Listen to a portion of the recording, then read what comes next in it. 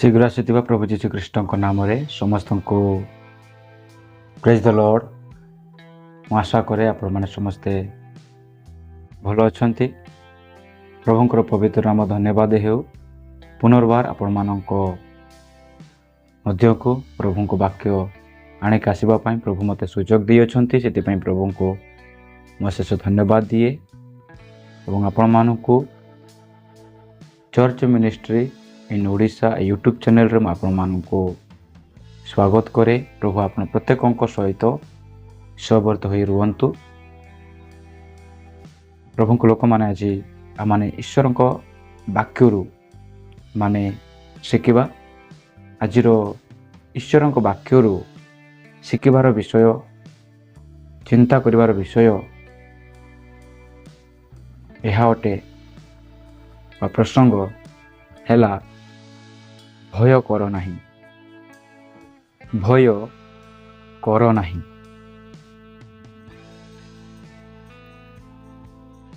पृष्ठरे थिबा प्रिय लोक माने आजिर समय रे यदि आमे समस्त धर्मर लोक माननको वर्णर लोक माननको जाति भाषावादी एवं समस्त गोष्ठी लोक मान आमे माने देखिबा समस्त जीवन रे किछि ना किछि जे कोनोसी विषय रे भी बा अनेक अनेक विषय रे से माने भयभीत होई कि से माने अछंती, भयग्रस्त होई से माने रहउचंती एवं रहिचंती। आपण भी निज विषय टी चिंता करंतु। आपण भी किछि ना किछि विषय को आपण भय करी आपण अछंती, किंतु आज आपण मानंकु ईश्वरंक वाक्यर जो सुसंवादटी रखिबाको जाऊँचे ता हटे कौन भय कर नाही, भय कर नाही। এই কথা स्वयं परमेश्वर सदाप्रभु सृष्टिकर्ता ईश्वर এই কথা कहउचंती कौन भय कर नाही। भय गोटे एपरि विषय जहा समस्तक जीवन रे अछि।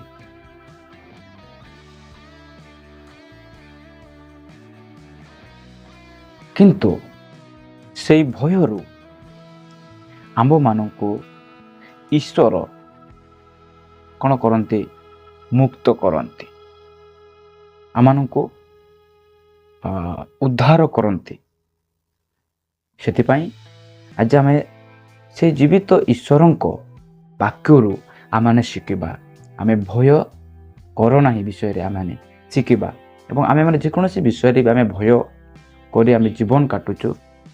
आम भय नक साहसर सहित आमने ए जीवन रे आम आग को चलवा। प्रभु आम प्रत्येक को आशीर्वाद करंतु। आसंतु आमने परमेश्वर वाक्यरू आमने पदे चिंता करिबा जे ईश्वरंकर वाक्य आमानंको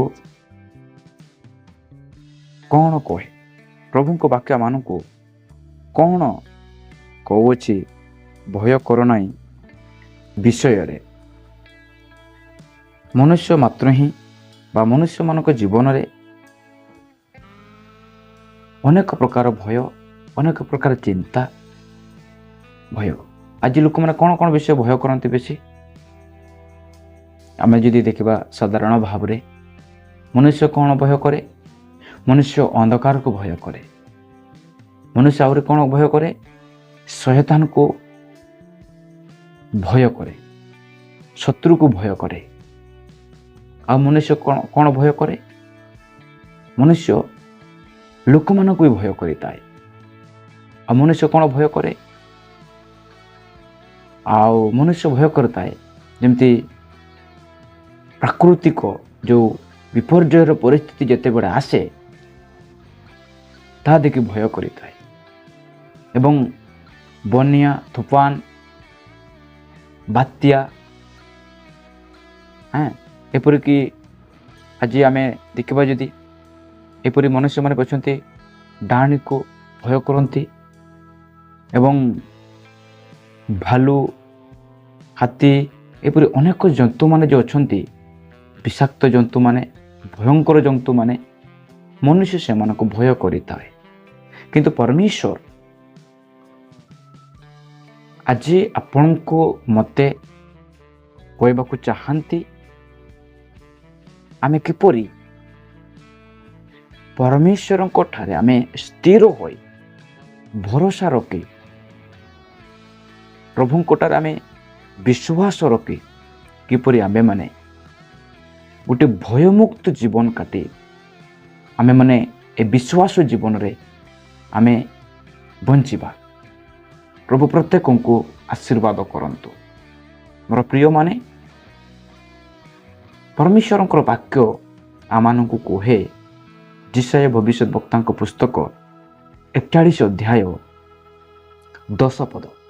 ଏହି ପଦଟି ଛୋଟ ପିଲାଠୁ ଆରମ୍ଭ କରି ବୁଢ଼ା ପର୍ଯ୍ୟନ୍ତ, ବୟସ୍କ ପର୍ଯ୍ୟନ୍ତ ସମସ୍ତଙ୍କୁ ଜଣା ଏବଂ ସମସ୍ତେ ଗୋଟେ ସୁନାପଦ ଭାବରେ ମୁଖସ୍ଥ କରିଅଛନ୍ତି ବା ମୁଖସ୍ଥ କରିଥାନ୍ତି। ତ ସେଇ ପଦରୁ ଆଜି ଆମମାନେ ଶିଖିବା କ'ଣ? ଶିଖିବା ନା ଭୟ କର ନାହିଁ। ଲେଖା ଅଛି କ'ଣ? ଯିଶାୟା 41ର 10 ପଦ, ତୁମ୍ଭେ ଭୟ କର ନାହିଁ। ଗୋଟେ ନୂଆ ବିଷୟ ନୁହେଁ ମୋର ପ୍ରିୟମାନେ, ଆମେ ଜାଣିଥିବା ବିଷୟ ହିଁ ମୁଁ ଆପଣମାନଙ୍କ ମଧ୍ୟରେ ଆଜି ରଖିବାକୁ ଇଚ୍ଛା କଲି। ତୁମ୍ଭେ ଭୟ କର ନାହିଁ କାରଣ ଆମେ ତୁମ୍ଭ ସଙ୍ଗରେ ଅଛୁ। ପରମେଶ୍ୱର କୁହନ୍ତି ତୁମ୍ଭେ କ'ଣ କର ନାହିଁ? ଭୟ କର ନାହିଁ, ଭୟଭୀତ ହୁଅ ନାହିଁ, ଭୟଭୀତ ହୁଅ ନାହିଁ। କ'ଣ ପାଇଁ ଭୟଭୀତ ହୁଅ ନାହିଁ? କାରଣ ଆମ୍ଭେ ତୁମ୍ଭ ସଙ୍ଗରେ ଅଛୁ। ଆମ୍ଭେ, ପ୍ରଭୁ କହୁଛନ୍ତି ସ୍ୱୟଂ ଆମ୍ଭେ ତୁମ୍ଭ ସଙ୍ଗେ ସଙ୍ଗେ ଅଛୁ, ତୁମ୍ଭ ସହିତ ଅଛୁ, ତୁମର ଚଲାପଥରେ ଅଛୁ। ସେଥିପାଇଁ ତୁମେ କ'ଣ କରିବ ନାହିଁ? ଭୟ କରିବ ନାହିଁ। ତାପରେ କହୁଛନ୍ତି କ'ଣ? ନିରାଶ ହୁଅ ନାହିଁ। ନିରାଶ ହୁଅ ନାହିଁ ମାନେ କୌଣସି ପରିସ୍ଥିତିକୁ ଦେଖି ଭାଙ୍ଗି ପଡ଼ ନାହିଁ। ତାପରେ କାରଣ ଆମ୍ଭେ ତୁମର ପରମେଶ୍ୱର, ଈଶ୍ୱର ପ୍ରଭୁ ପରମେଶ୍ୱର ନିଜେ କୁହନ୍ତି ଆମ୍ଭେ ତୁମର ପରମେଶ୍ୱର ଅଟୁ, ଆମେ ତୁମର ପରମେଶ୍ୱର, ତୁମେ ଭାଙ୍ଗି ପଡ଼ ନାହିଁ, ନିରାଶ ହୁଅ ନାହିଁ। ଆମ୍ଭେ ତୁମ୍ଭ ସଙ୍ଗରେ ଅଛୁ, ଆମ୍ଭେ ତୁମର ପରମେଶ୍ୱର ଅଟୁ, ଆମ୍ଭେ ତୁମକୁ ସବଳ କରିବା। ପ୍ରଭୁ କୁହନ୍ତି ଆମେ ତୁମକୁ କ'ଣ କରିବା? ସବଳ। ପ୍ରଭୁ ଆମକୁ ସବଳ କରିବେ, ପ୍ରଭୁ ଆମକୁ ବଳ ଦେବେ। ତାପରେ ଆହୁରି ବି କହୁଛନ୍ତି ଆମ୍ଭେ ତୁମର ସାହାଯ୍ୟ କରିବା। ପ୍ରଭୁ କହୁଛନ୍ତି ଆମ୍ଭେ ତୁମର ସାହାଯ୍ୟ କରିବା, ତୁମକୁ ସାହାଯ୍ୟ କରିବା। ଆମେ କାହିଁକି ଭୟ କରିବା ଆମର ପ୍ରିୟମାନେ? ପ୍ରଭୁ ଆମକୁ ସାହାଯ୍ୟ କରିବେ, ପ୍ରଭୁ ଆମ ସହିତ ରହିବେ, ପ୍ରଭୁ ଆମକୁ ଉଠାଇବେ। ଏବଂ ଆଉ ଲେଖା ଅଛି କ'ଣ? ଆମ୍ଭେ ଆପଣା ଧର୍ମ ସ୍ୱରୂପ ଦକ୍ଷିଣ ହସ୍ତରେ ତୁମକୁ କ'ଣ କରିବା? ଧରି ରଖିବା। ପ୍ରଭୁଙ୍କର ଗୌରବ ହେଉ। ପ୍ରଭୁ ଆମମାନଙ୍କୁ ତାଙ୍କର ଦକ୍ଷିଣ ହସ୍ତ, ଡାହାଣ ହସ୍ତରେ ଆମମାନଙ୍କୁ ଧରି ରଖିବା ଏକ ପ୍ରତିଜ୍ଞା ଆପଣଙ୍କୁ ଏବଂ ମୋତେ ଦେଉଛନ୍ତି। ଲୋକମାନେ ଆମମାନଙ୍କୁ ଛାଡ଼ି ଦେଇପାରନ୍ତି, ଲୋକମାନେ ଆମମାନଙ୍କୁ ଭୟଭୀତ କରିଦେଇପାରନ୍ତି, କିନ୍ତୁ ପ୍ରଭୁ ତାଙ୍କ ବାକ୍ୟ ଆମମାନଙ୍କୁ ଉତ୍ସାହିତ କରିବାକୁ ଚାହାନ୍ତି ତୁମେ ଭୟ କରିବ ନାହିଁ।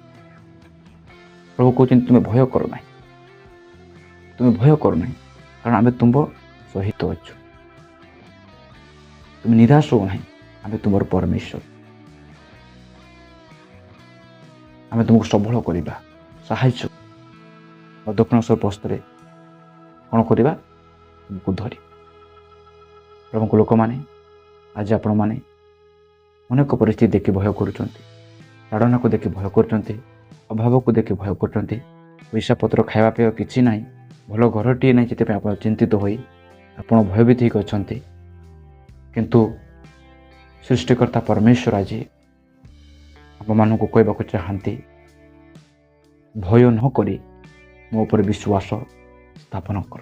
ଭୟ ନ କରି ମୋ ଉପରେ ବିଶ୍ୱାସ ରଖ। ମୁଁ ତୁମକୁ ସମ୍ଭାଳିବି, ମୁଁ ତୁମକୁ କଢ଼ାଇ ନେବି, ତୁମକୁ ହସ୍ତ ଧରି ମୁଁ ତୁମକୁ ଚଢ଼ାଇ ନେବି। ପ୍ରଭୁ ଆପଣଙ୍କୁ ଆଶୀର୍ବାଦ କରନ୍ତୁ। ପ୍ରଭୁ ଯାହା କହିଛନ୍ତି ଆମ ଜୀବନରେ ନିଶ୍ଚୟ ସଫଳ ହେବ। ଆମେ ବିଶ୍ୱାସ କରିକି ଆମେ ଚାଲିବା। ତେବେ ପ୍ରଭୁ ଆମମାନଙ୍କୁ ଆଶୀର୍ବାଦ କରିବେ। ପ୍ରଭୁ ପ୍ରତ୍ୟେକଙ୍କ ବାକ୍ୟରେ ଆଶୀର୍ବାଦ କରନ୍ତୁ। ସମସ୍ତଙ୍କୁ ପୁନର୍ବାର ପ୍ରେଜ୍ ଦ ଲର୍ଡ।